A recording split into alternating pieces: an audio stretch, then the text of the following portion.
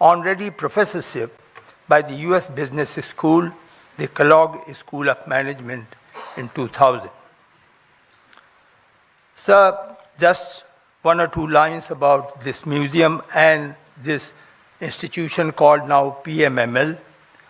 The Prime Minister's Museum and Library was established on 1st April 1966.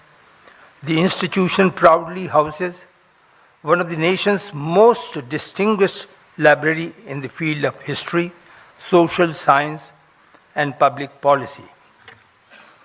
After the inauguration, sir, of Pradhan Mantri Sangrahalaya in April 2022, we started a new PM lecture series in which lectures focusing on lives and achievements of all our prime ministers are organized.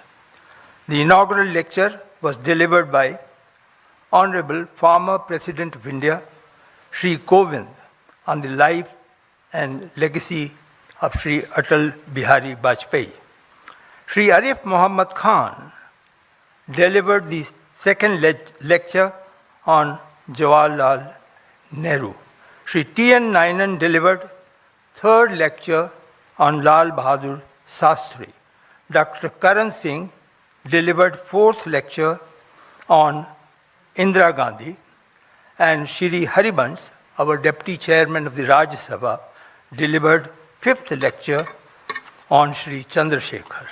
Today we have the sixth lecture in that series. I now take this opportunity to invite Shri Naidu to speak on Bharat Ratna Shri P.V. Narasimha Rao, who had also served as the Chief Minister of Andhra Pradesh. I welcome Shri Naidu to deliver the lecture. Thank you for delivering the welcome address, sir.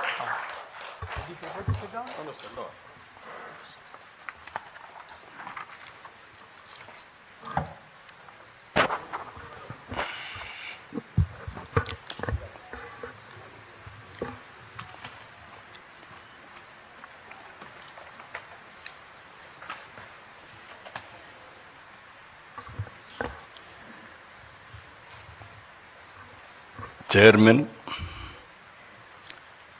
Prime Minister's Museum and Library, respected Sri Nupendra Mishra ji, Director, Prime Minister's Museum and Library, Sri Ashwini Lohan ji, and also respected N.V. Subhash, eldest grandson of P.V. Narasimha Rao, now BJP spokesperson of Telangana, distinguished guests, ladies and gentlemen, good evening all of you. We have gathered here today to reflect on the life and legacy of one of the greatest sons of Bharat Mata,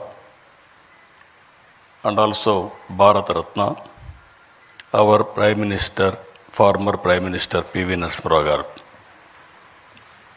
P.V. Narasimha Rao garu, I had a very good equation because we were all one state, from Telugu State at that time. I had a very good equation with him. I know him very well. He was a great statesman and also visionary. The Telugu community is proud of him. He was a true Telugu Bidda who reshaped the destiny of our great nation. Born in a humble family, that too farming family, he showed brilliance from a young age. He was a student leader, a freedom fighter, a scholar fluent in 17 languages. Now we are all talking, why should we learn Hindi? Not only he learned Hindi, he has learned 17 languages. That is how he has become a great man. Today I witnessed one of the best our museum. I really appreciate management committee. Now if you come here, who is who has brought what public policy, how it is reflecting on our lives, and also how it is going to reflect for future of all of us. If you go back again, his political journey, P.V. Narasimha Rao is a shining example of balanced and thoughtful leadership. He served the country in many important roles as a member of parliament, Chief Minister of Andhra Pradesh, as Union Minister for External Affairs, Defence, Home, and of course finally Prime Minister of India.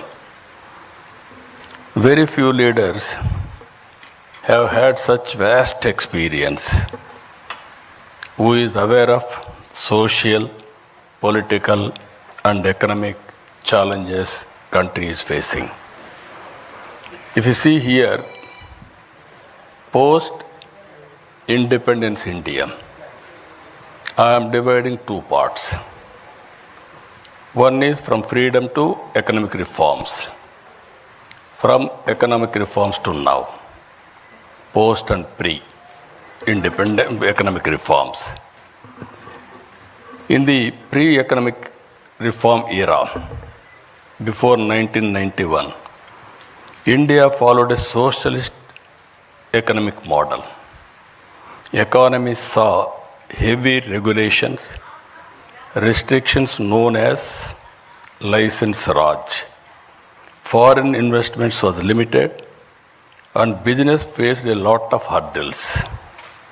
The economy grew very slowly, averaging at around 3 to 4%. These are all history.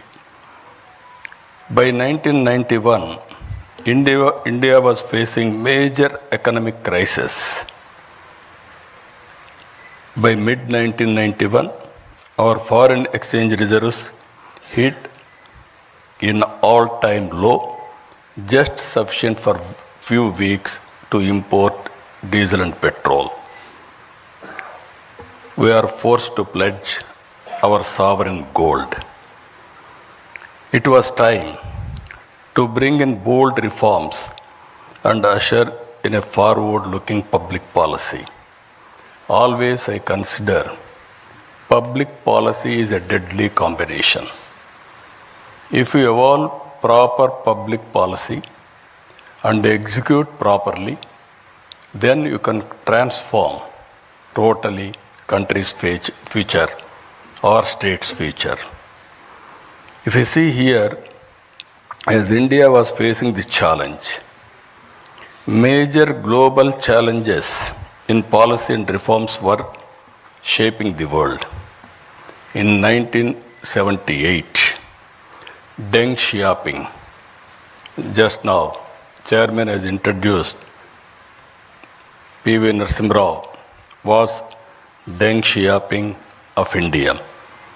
His philosophy, economic philosophy in China, which is summarized by the famous saying, always I used to quote this quotation, it should not matter if a cat is black or white. If it catches mice, it is a good cat. We are calculating if it is black, then it is even sometimes we will go back sentiments. So that is how he made summarized. And also China had launched economic reforms and the impact of the same was seen globally now. During 1891, Mikhail Gorbachev introduced major politico-socio-economic reforms under the umbrella of perestroika and glasnost. Two big countries, two different type of reforms. These two public policies took two countries in different directions. If you see today, China and also erstwhile Russia. It is in this context that P.V. Narasimha Rao became the Prime Minister in India in June 1991. He recognized that the crisis was an opportunity and realized that India needed bold economic reforms. He went ahead and launched the historic economic reforms, that is in 1991. He has changed the future of India. We are all here today.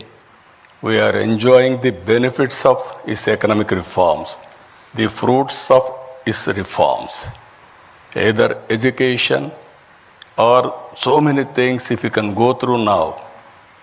Previously, that is pre-economic reforms and post-economic reforms, there is a vast difference. According to me, is a game changer. One, China Deng Xiaoping was respected in that angle. India's Deng Xiaoping, P.V. Narasimha Rao, nobody can forget his contribution for the nation.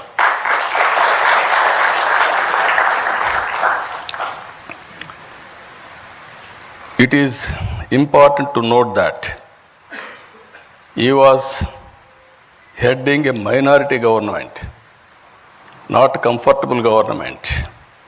To bring in bold reform, political consensus is required. Because of his political acumen, he was able to convince all stakeholders and bring consensus across all political parties beyond their political ideologies. Some intellectuals, friends are there, even media. At that time, India used to talk some parties are talking communism, some parties are talking capitalism, some people are talking socialism. But to convince all these people and bring in one platform, it's very difficult. That is the greatest achievement P.V. Narasimha Rao garu was able to achieve. I really compliment him. P.V. Narasimha Rao garu ended the license Raj and made it easier to start and run businesses. He opened up the Indian economy to foreign investment. He reduced import duties, simplified taxes, and allowed private and foreign players into many sectors. He removed restrictions on trade and brought in financial reforms. Thanks to reforms, India's balance of payments crisis was addressed. Economy opened up and started slowly growing steadily. The reforms helped improve the overall economic environment and set the stage for future growth. Because of these reforms, around 1995, IT revolution has come. Indians has taken first mover advantage in IT. And also today, we are having a windfall gain. That is where demographic dividend. All countries are facing aging problem. Only India is having advantage by having this type of youngsters. They are the future. I am 100% confident India will become very powerful in course of time. Because of this combination of three strengths, economic reforms, first mover advantage in IT, and democratic dividend, India started moving ahead. After Narasimha Rao ji, Atal Bihar Vajpayee ji laid the solid foundation for the development of physical infrastructure and telecom revolution in this country. I am very fortunate I was associated with him. Napendra Mishra ji was with Prime Minister as Principal Secretary at that time. We had a wonderful time. He was able to achieve major milestones in the field of infrastructure projects, national highways, airports, ports, power projects, telecom, and setting up of information technology and industrial parks to boost industrial production and exports. India witnessed, that was his era, nobody can forget about his contribution. India witnessed coalition governments from 1989 till 2014. Because of economic reforms, coalition governments were able to produce better results, which the governments with clear majority in the past were not able to produce. That is where I am saying pre-economic reforms and post-economic reforms, that is the power of public policy. A turning point came in 2014. The electorate gave a strong and clear mandate to a bold and visionary leader, Honorable Prime Minister Narendra Modi ji. He brought bold initiatives like Digital India, Make in India, Startup India, and Atmanirbhar Bharat.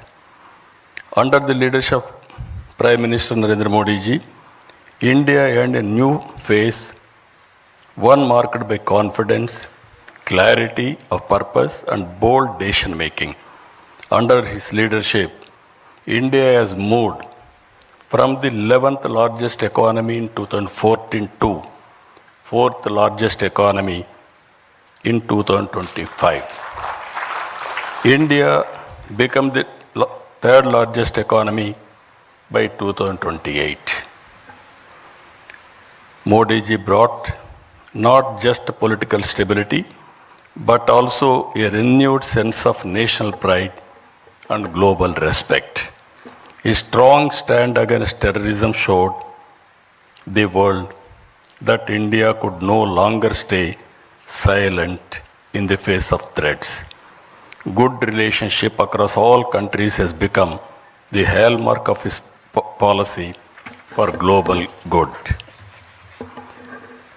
The goal is not just to grow fast, but to grow fairly, where every citizen, every region, every sector shares fruits of progress. Rightly called Sabka Saath, Sabka Vikas, Sabka Vishwas. Recently, the World Bank latest estimates, India has achieved a remarkable position as the fourth most income equal country globally, with a Gini index score of 25.5 and a score of America and China are much below at 41.8 and 35.7 respectively. Here we have to understand with public policies.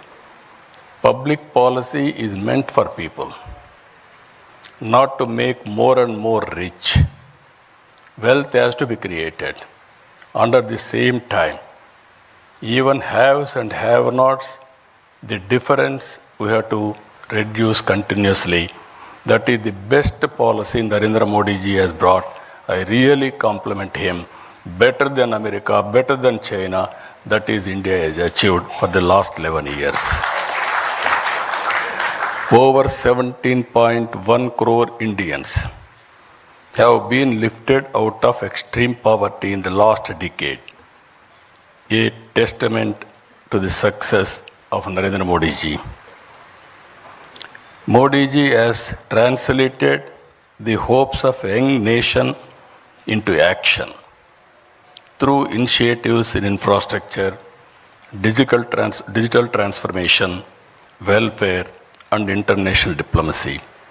For a good public policy to achieve its maximum impact, it is important to have a stable government and a visionary leader. Today, our country is fortunate to have a right leader at the right time, at right place. Everybody should recognize it. Shri Narendra Modi ji is taking India to global heights with confidence and clarity. He has given us the vision Vikasit Bharat 2047. In the year, all of us will go to history. In the year 1978, when China started economic reforms, if you compare India and China, 140 billion US dollars economy, both are same. And if you go to America at that time, you see America, $2.3 trillion US economy. From then, if you compare both China and India, one stage, America 15 times higher than these two countries. Today, if you see US, China and Indian economy, 30.5 trillion America, 19.2 trillion China, 4.2 trillion India. The US economy, which was 15 times bigger than China in 1978, is only 1.5 times bigger now. They are catching. The US economy, which was 15 times bigger than India, is now 7 times. We are behind. If you see here, India has consistently demonstrated their excellence on the global stage, earning recognition for the talent, technical expertise, and innovative thinking, whether in space technology or healthcare or entrepreneurship. Indian professionals have shown that they can compete and lead the highest levels globally. You are seeing recently around 20 who are all best people, wealthiest people in the global community, who are all migrated, 2 are from India. And also 125 global rich people, around 12 are from India. Our people globally are doing extremely well. I don't have any doubt about it. That is their performance today. The world will look to India and Indians for delivering solutions that drive progress and transformation across industries worldwide. The stature and performance of Indians across various leadership positions globally is already visible. It is important to take this to the logical conclusion. All of us, it is a very historical occasion. All of us has to remember P.V. Narasimha Rao's contribution. We have to pay homage to him.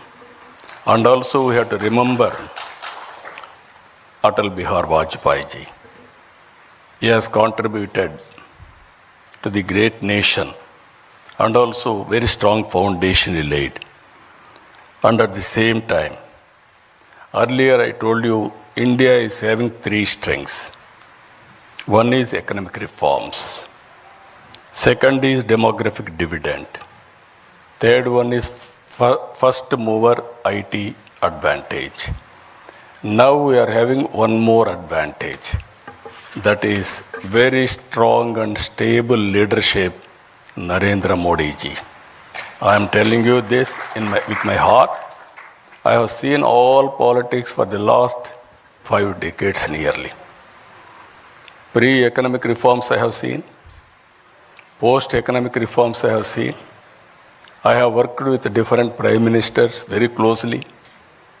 And I supported prime ministers. And I was a coalition partner also. By seeing all these things, at one stage, if you see, around 1995, 91 economic reform started. I became Chief Minister in 1995. I started second generation reforms in Andhra Pradesh. That is where Atal Bihar Vajpayee ji was the Prime Minister. Nupendra Mishra was the principal secretary to him. I used to go with new ideas every day. And also I used to influence him, lobbying him for getting it done, positive things. I was very happy the way things have happened. I remember very well when he was with PM. One day I went to Honorable Prime Minister one idea. That is roads, national highways. The youngsters may not remember at the time. All our roads are in bad condition, full of potholes. To travel one place to another place, very difficult, miracle.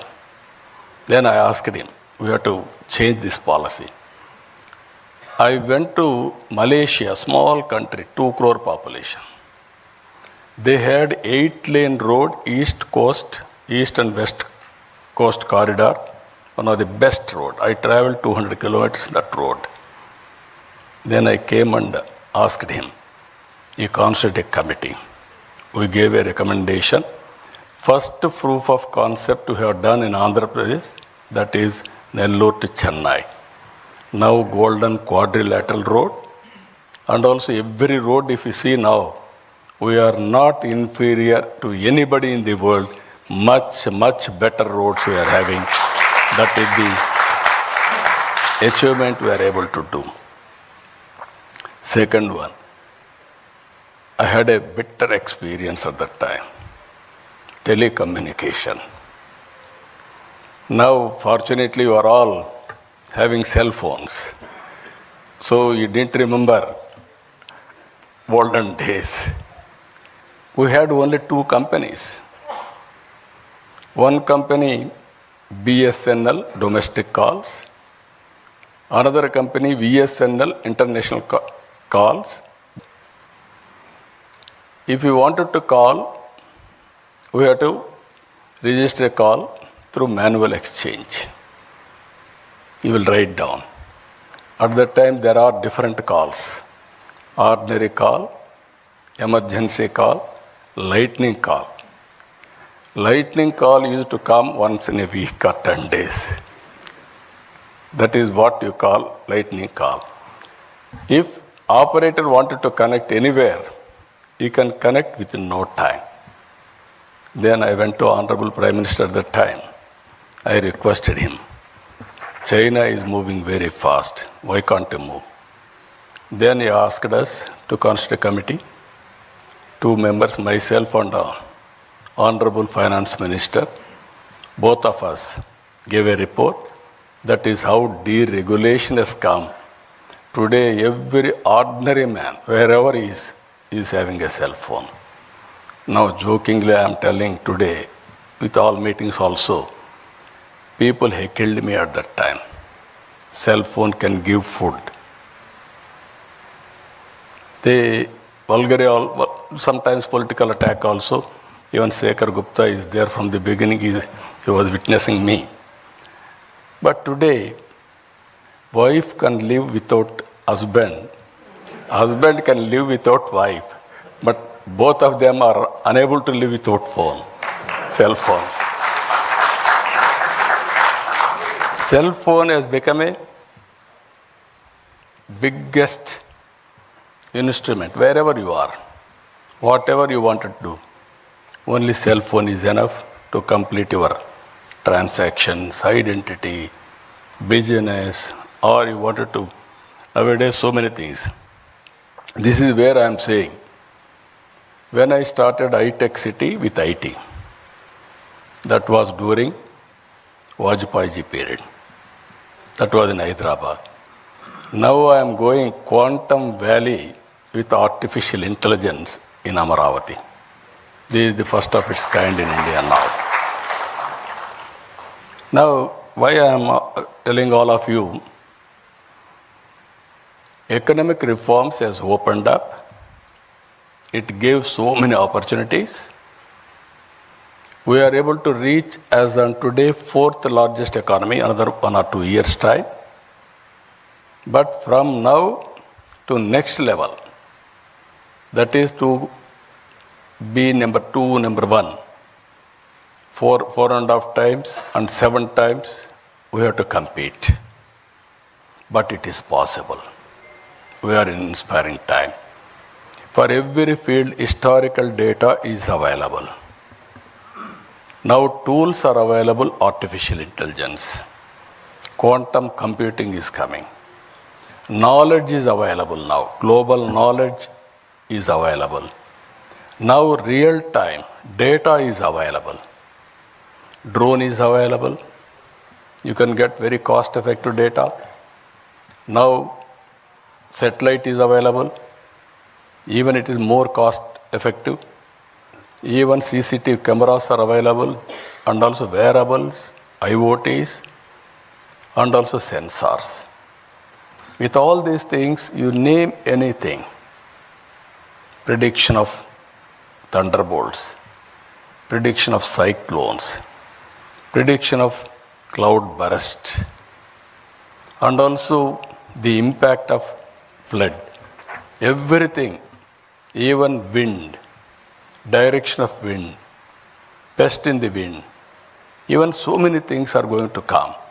Reservoirs, water levels, groundwater level, even soil moisture.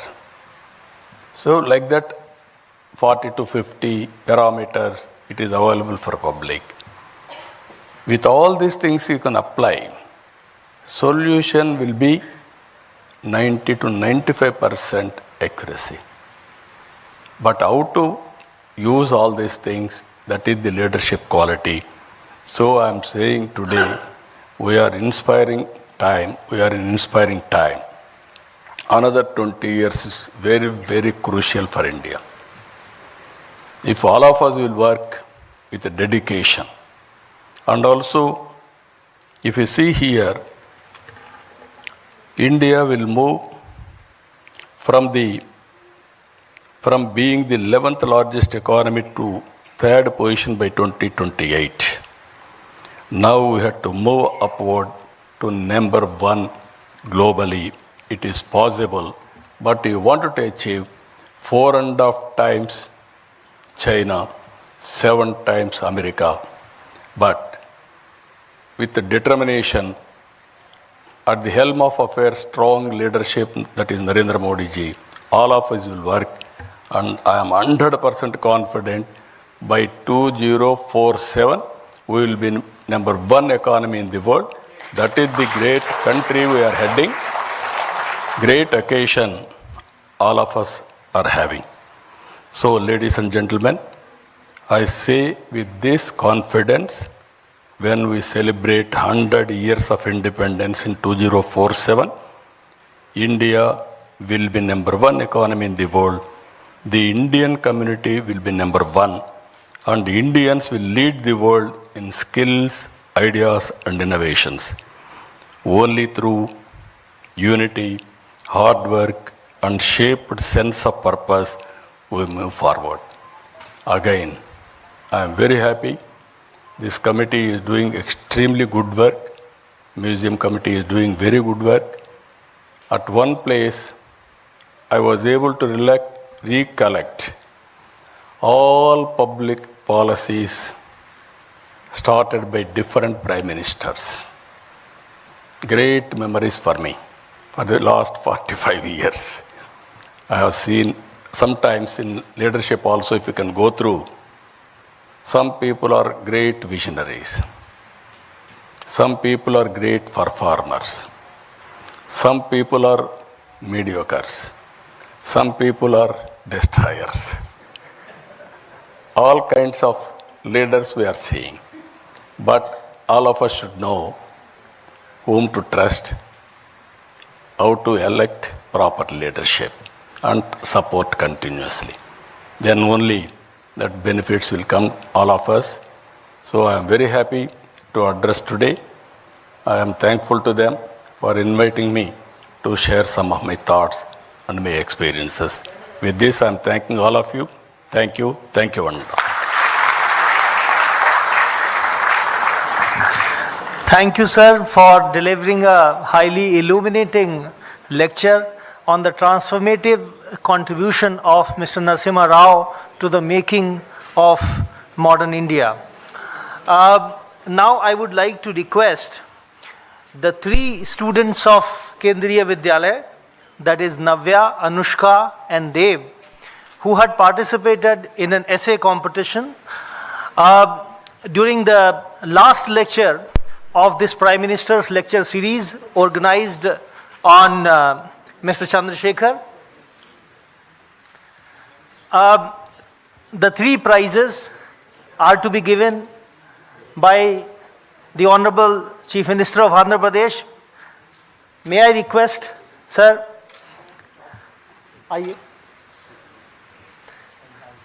Yes. Come this way.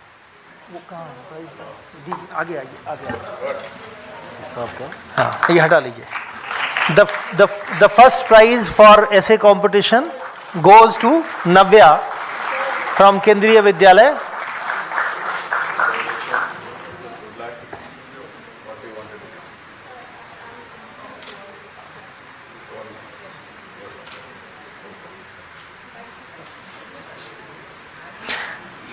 The second prize to Anushka.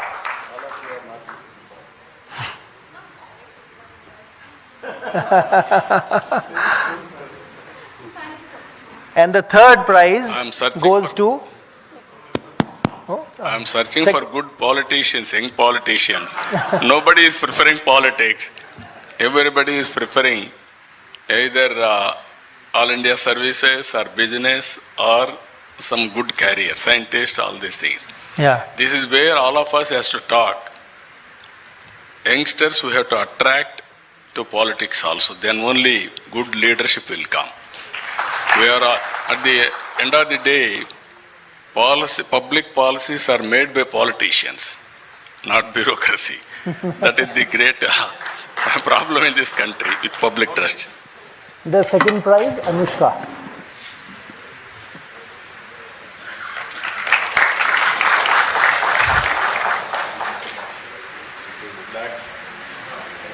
Yeah.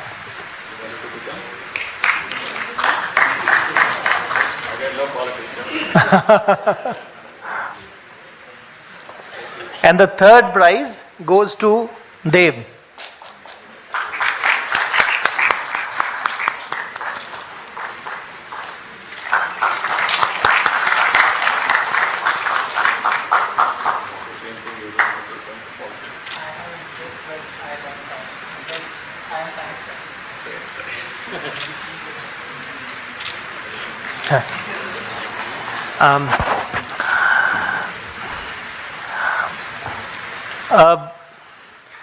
Mr. Chandrababu Naidu has very kindly agreed for a few questions. We have time for just a few.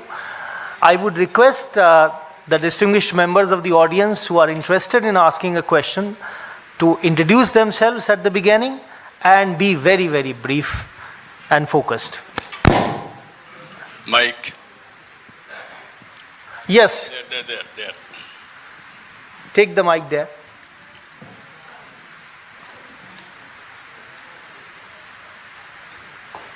Distinguished Chief Minister of my state where I was born. My name is Srinivas Kumar Eraputu, Global Vice President for International Federation of Electric Vehicle Association. I have a personal request to you for the state and I'll hand it over to you.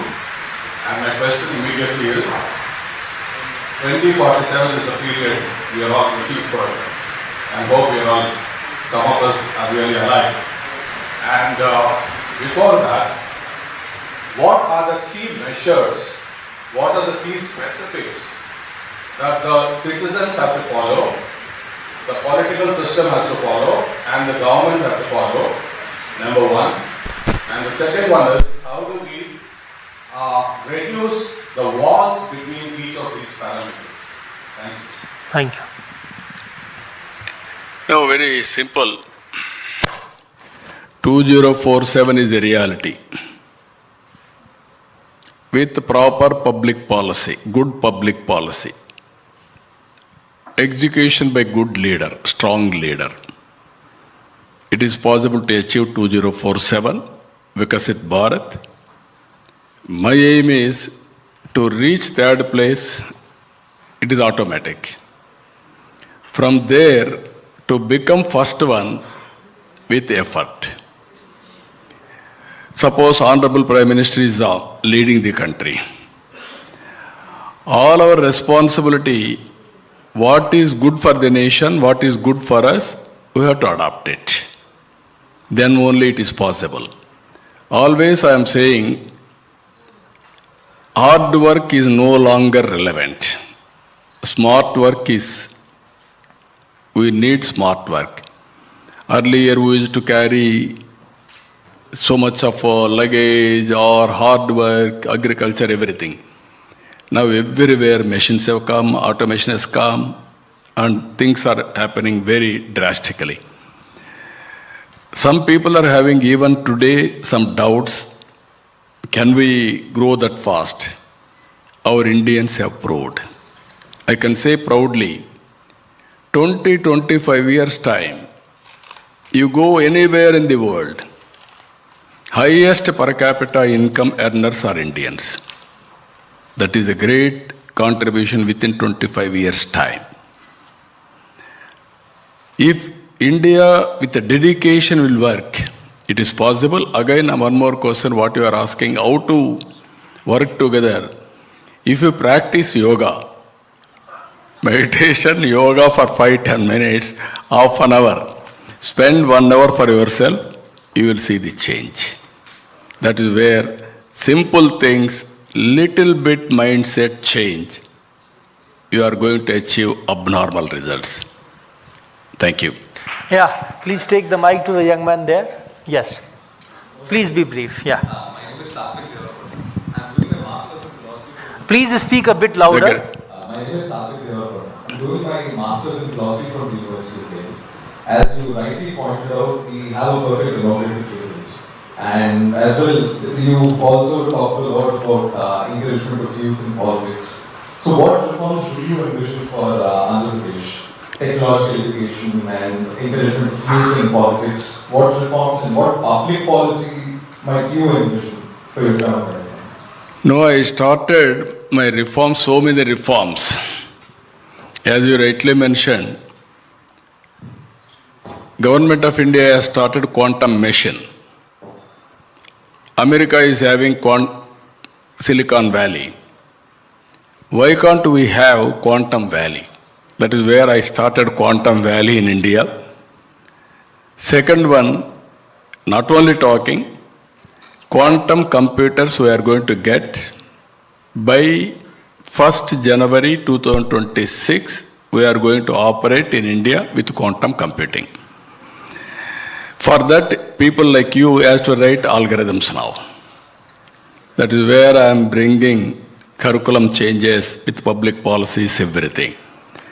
Second one, as you rightly mentioned, youngsters in politics. Today, my parliamentary party is the youngest parliamentary party in parliament. All are youngsters. My Ram Mohan Naidu, who is civil aviation minister, is the youngest minister in the cabinet, central cabinet. That is how we brought so many youngsters. And also my MLAs are also all are youngsters and educated. It is where conscious decision as a political party we are taking for better impact and also better results. So not only talking, with execution, we are going to achieve all these things. So at least now you must get some inspiration. I asked one more youngster here, are you interested in politics? He said, sir, I am interested, but I am interested now in technology. That is where you are all escaping. Yes. The next question. No, please come. Chandrababu, great pleasure to meet you. The greatness of Sri TV Narasimha Rao, I am Chandrababu, I am a senior lawyer, the Supreme Court, and I am part of Uncle TV's inner circle. And his greatness was first discovered by Pandit Jawaharlal Nehru in the year 1961. And he used to act as an interpreter. And Jawaharlal Nehru, in his Twist with Destiny speech, would say, peace is irreversible, so is freedom, so is prosperity, and so is disaster in the one world which is no longer can be broken into isolated fragments.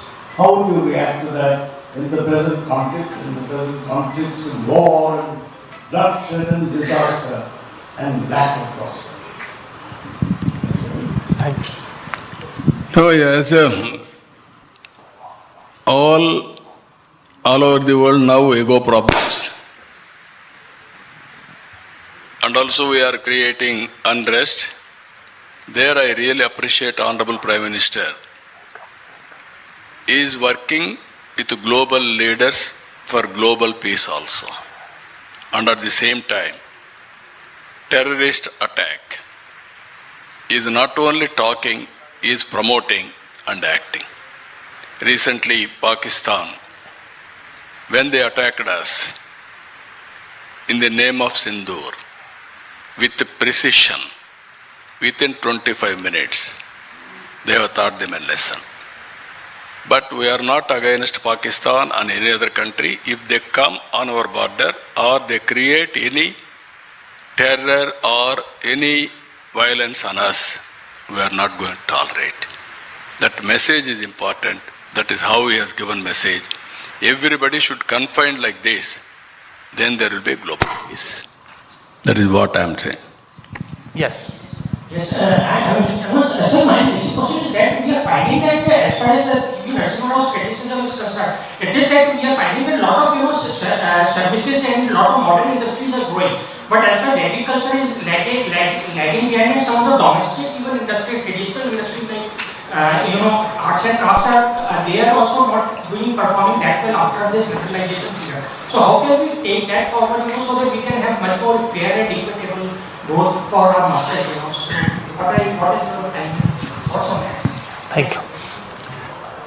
No, there are some traditional occupations or industries.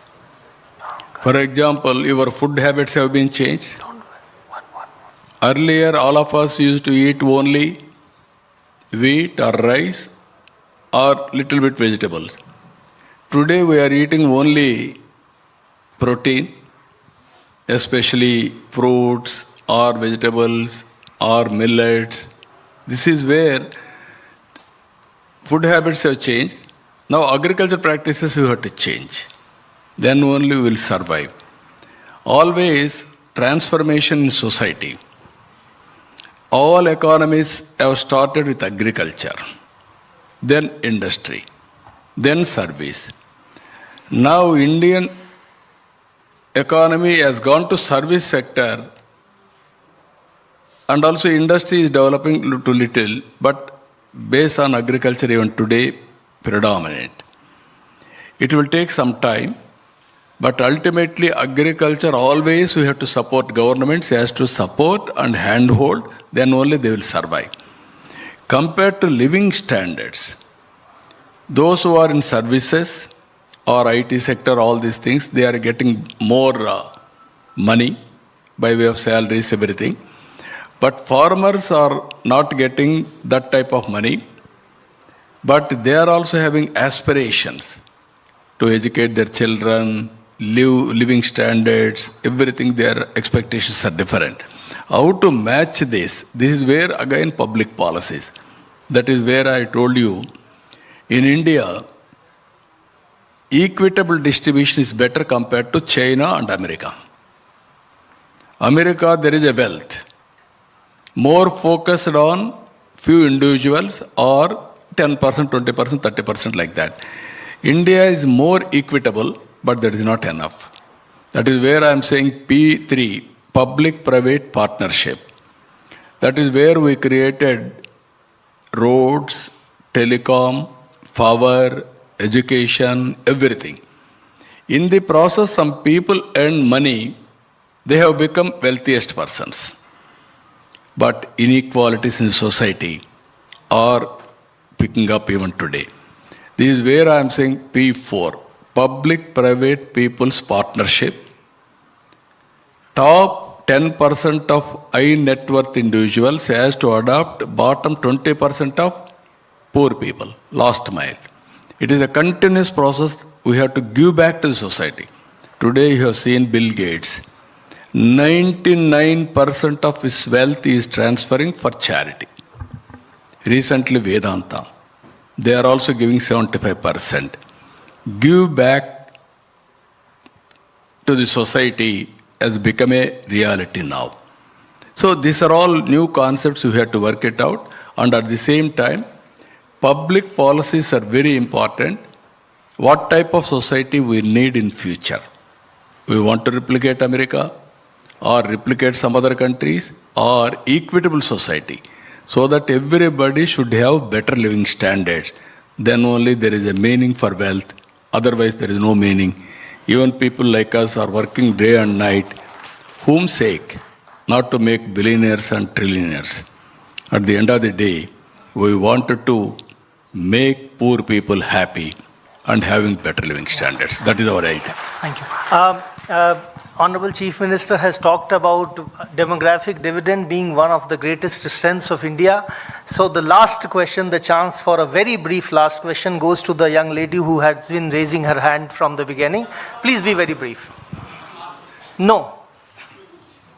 Yes, please be brief. I'm Shrishi from Cambridge with My question was, we are assuming India to stand as the first nation, the highest ranking nation in 2027. But my question is, we are not only divided in 90%.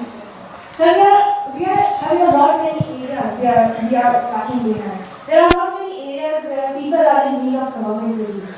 There are not many sectors that should be taken care of. So what are your plans, not only for Andhra Pradesh, but for whole nation? What is your vision? Yes. Thank you. Thank you. I am very happy your youngster, she is having great social responsibility towards the nation. She asked a very good question. I congratulate her. First of all, you start developing economy. Then only wealth will be created. Then that wealth, how to redistribute for overall development. That is very important. As you rightly mentioned now, there are some sectors are not doing well. There are some families are not doing well. Some regions are not doing well. This is where we have to work together, how to plan each sector to move forward, each region how to take forward. For all our background, if you can go through, there is a historical reason, there is an economic reason, there is a political reason. I can say one thing here, India is very great country in my view, not only economic, all these things. Our forefathers and sisters have inherited legacy of family life. If you go to anywhere, America, marriages are on contract, divorces are common. Other countries, if you go, this type of stable families are not there. That is the gift we are all inherited. Family gives security in all round, either health security or financial security or sometimes happiness. If all of us will go home, have a cup of coffee with family members, then you forget about all tensions. That is the biggest advantage Indians are having. Now in India, if you can go through other religions also, all Indian families are like that, more or less. This is a new culture. I am assuring you, time will come, things are happening now, overall development will come. That is where I am saying public policy. That is only public policy will be created by politicians, not citizens. You may vote for us, I have to create a public policy. That is where game changer. PV Narasimha Rao, 1991, he started economic reforms. Earlier, 3%, 4% growth. Now we are able to reach 6, 7, 8%, but there is a potential to reach 10% plus. If we reach 10% growth, then we can reach new heights, that is above China, even America. So every sector you have to focus. That is where Vikasit Bharat, clear milestones for the nation. I am having Swarna Andhra Pradesh, clear milestones for 2047. With all sectors, all people. I am confident we can achieve it. That is where I am saying wealthy, healthy, happy society. That is inclusive growth rate. That is possible. Thank you, sir, for agreeing for this Q&A session. We don't have time. We have run out of time. We have a very distinguished audience today. The son of late Shri Narasimha Rao, Mr. Prabhakar Rao, and the grandson, Mr. N.V. Subhash, are there. I would like to now invite them to come to the stage to present a shawl to Honorable Chief Minister. We are having any shawls? Yeah. You have to give. No. Family members, proud of you.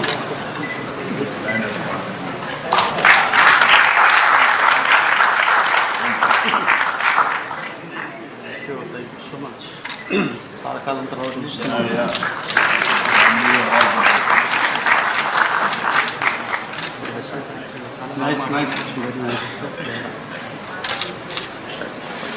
Now I would like to invite our director, Mr. Ashwini Lohani, to deliver the formal vote of thanks. After the formal vote of thanks, kindly join us for high tea outside the auditorium. Thank you, Ravi. Today we heard a wonderful lecture on the life and legacy of P.V. Narasimha Rao, ex-Prime Minister, organized under the Prime Minister Lecture Series by the Center for Contemporary Studies in the Prime Minister's Museum and Library. We are indeed grateful to the dynamic Chief Minister of Andhra Pradesh, Honorable Chandrababu Naidu Garu, for accepting our request and delivering an interesting, informative and captivating lecture. Your visit, sir, has been inspirational for all of us. We are deeply honored. Thank you very much, sir. Thank you very much. We are also thankful to the Honorable Minister of State for Communications, Dr. Chandrasekhar Garu, and the Honorable Members of Parliament who are present for gracing the event. Thank you very much, sirs. Thank you, members of the media, for covering this landmark event. A big thank you to all the esteemed guests, ladies and gentlemen, for a gracious presence, and the young children, young school children. Thanks are also due to Mr. Nipet Mishra Garu, Chairman Executive Council, and Dr. Sur Prakash Garu, Member of the Executive Council, for the constant support and guidance. And lastly, I would like to thank all the officers and staff of the Prime Minister's Museum and Library for their continuous efforts towards achieving excellence and for organizing today's event successfully. Thank you all. Jai Hind.